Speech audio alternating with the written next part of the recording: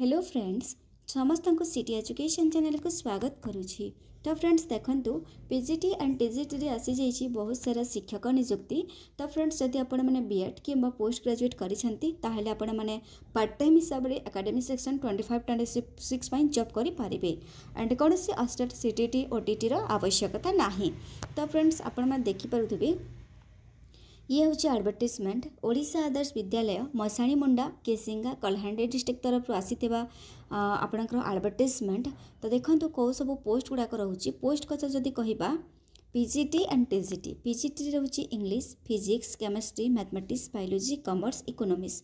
सहीपर TGT रे English Odia mathematics science social study Hindi and Sanskrit. तो कौ सब ओएबी स्कूल आसी तार मध्य लिस्ट दि जाइए देखि पारुथिबे। तापर सैलरी देखंतु 25,000 रोचे नॉर्मल स्टेशन 30,000 रोचे हार्ड स्टेशन। एटा पीजीटी पई टीजीटी रे 20,000 नॉर्मल स्टेशन 25 रोचे हार्ड स्टेशन।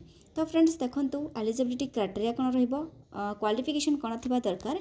पीजीटी कथा जदि कहबा जदि आपनकर 2 years integrated post graduate course करिसेंती जो सब्जेक्ट रे अप्लाई करबा को चाहउछंती 50% मार्क रहिछि किंबा मास्टर्स डिग्री कोर्स करिसेंती एंड जो सब्जेक्ट रे अप्लाई करबा को चाहउछंती 50% मार्क रहिछि तो आपण माने पीजीटी पई एलिजिबल रहिबे। सही परे टीजीटी रे देखंतु टीजीटी रे जदि आपण माने 4 इयर्स इंटीग्रेटेड डिग्री कोर्स करिसेंती जो सब्जेक्ट रे अप्लाई करबा को चाहउछंती सही सब्जेक्ट रे एटलीस्ट 50% मार्क रहिछि किंबा बैचलर डिग्री करिसेंती एंड जो सब्जेक्ट रे अप्लाई करबा को चाहउछंती सही सब्जेक्ट रे एटलीस्ट 50% मार्क रहिछि ताहेले आपण माने टीजीटी पई एलिजिबल रहिबे। तो फ्रेंड्स आपण माने जानिले एजुकेशनल क्वालिफिकेशन पोस्ट कौ सब ओएबी स्कूल रे वैकेंसी गुड़ाक आसी तापर देखंतु आपण माने किपरि आवेदन करिवे। तो आवेदन फॉर्म मध्ये रहिछि जदि आपनको दरकार तो आपण माने टेलीग्राम चैनल रे जॉइन जंतु सेठी आपनको आवेदन फॉर्मटा मिली जिवो। तो फ्रेंड्स आपण माने आवेदन फॉर्म को फिलअप करिकि तो आपन को स्पीड पोस्ट किंबा रजिस्ट्रेटेड पोस्ट थ्रू आपन को अप्लाई करबा को पड़िबो।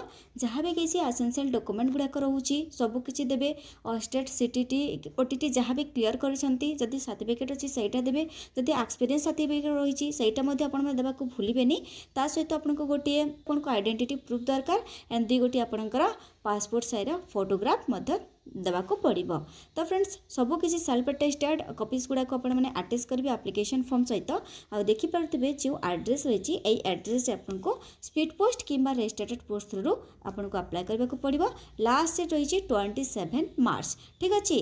तापर देखंतु आपनकर तो लास्ट डेट 27 मार्च रही आ डॉक्यूमेंट वेरिफिकेशन टा हबो केबे 28 मार्च रे कोठारे हबो देखंतु 28 मार्च 10 AM रे कोठारे हबो एट ओएवी मसाणी मुंडा केसिंगा कलाहांडी डिस्ट्रिक्ट। ओके तो आपण माने जानिले केउठारे आपनकर डॉक्यूमेंट वेरिफिकेशन टा हबो पोस्ट कोन कोन सब रहउची सैलरी तापर एजुकेशनल क्वालिफिकेशन को सब ओएबी स्कूल रे आपनकर पोस्ट गुडा रहउची एई सब पूरा आपनकर प्योरली कॉन्ट्रैक्चुअल टीचर्स रहइबो। आपण माने पार्ट टाइम हिसाब रे मध्ये जॉब करि पारिबे।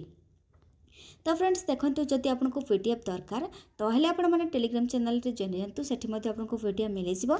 आ वीडियोटी पसंद लागिला लाइक करंतु एंड एही बोली आपण माने एजुकेशनल इन्फॉर्मेशन एजुकेशनल अपडेट्स गुडा को जानिबा को चाहउचंती ए पर्यंत चैनल टी को सब्सक्राइब करनांती चैनल टी को सब्सक्राइब कर रखंतु। पुणी देखाबो नेक्स्ट आउटे अपडेट सहित। धन्यवाद।